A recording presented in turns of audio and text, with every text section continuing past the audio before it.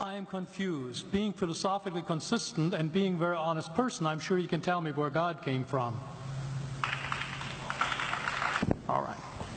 Go ahead.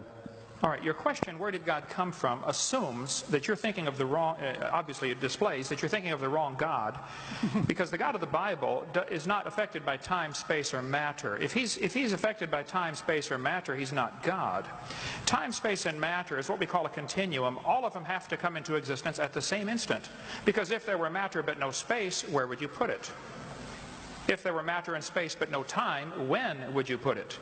You cannot have time, space, or matter independently. They have to come into existence simultaneously.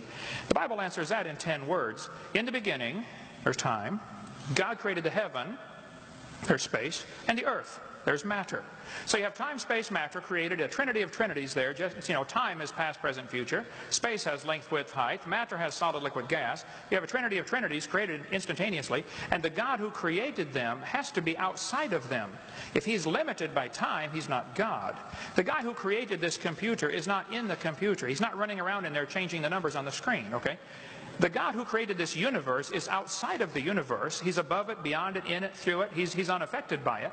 So the concept that a spiritual force cannot have any effect on a material body, well then I guess you'd have to explain to me things like emotions and love and hatred and envy and jealousy and rationality. I mean, if your brain is just a random collection of chemicals that formed by chance over billions of years, how on earth can you trust your own reasoning processes and the thoughts that you think? Okay, so your question, where did God come from, is assuming a limited God. And that's your problem. The God that I worship is not limited by time, space, or matter. If I could fit the infinite God in my 3-pound brain, he would not be worth worshiping, that's for certain. So that's the God that I worship. Thank you.